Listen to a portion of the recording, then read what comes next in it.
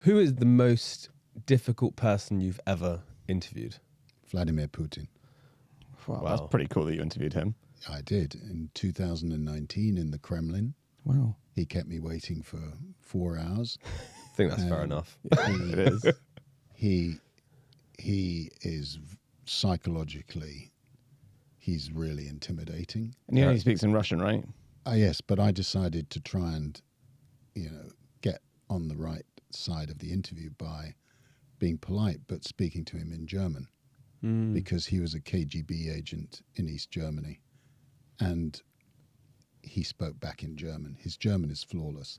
And So yours? that was a way of connecting. But if you interview him with those watery eyes that he has, and he looks right through you, it's fairly intimidating. Blimey.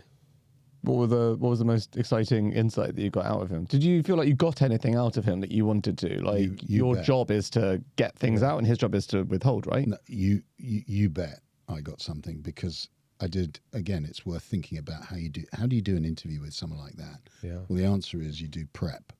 You don't read lots and lots of books, but you talk to people who know Putin. So I rang up Bill Burns, who's now the director of the CIA, and he'd been ambassador in.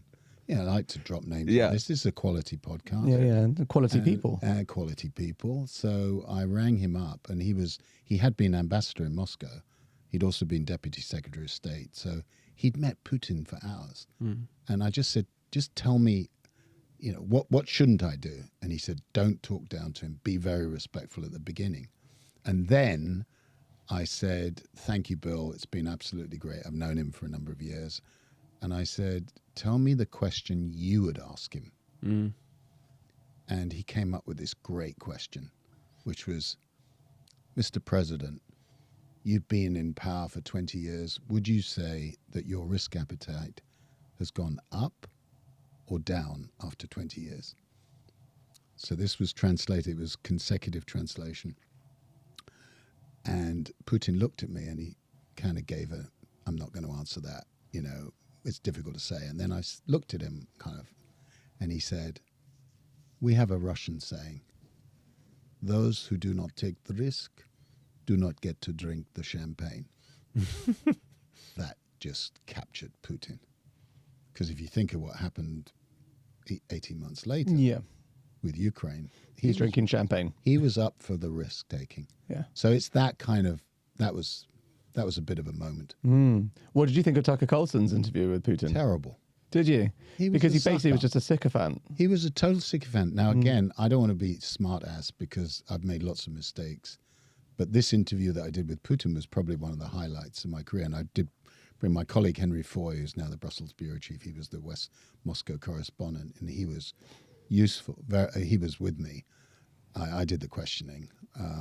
But I looked at Tucker Carlson, and he was sycophantic at the beginning. And Putin, when he asked his first question, Putin said, I thought this was going to be a serious interview. Yeah. I know this is just like a talk show host. Absolutely. See, He masterminded him so hard. He did. But when I saw Putin, I just said, thank you very much in German. And he looked at me and he said, because I said I'd met him before. And he said, where did you learn your German?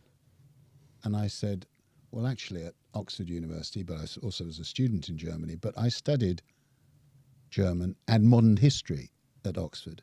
And Putin looked at me and immediately said in German, what is modern history? At this point, I'm like a prize fighter that's just been hit on the nose, the chin. I'm gasping for air. What do I say?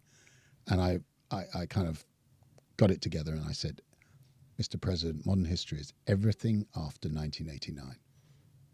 He loved that. And then he said, okay, now sit down. So Yeah, that versus Tucker Carlson. yeah, I mean, look, again, I've made lots of mistakes, but that was to just establish that I had a bit of a brain, I mean, Carlson was useless. Terrible interview.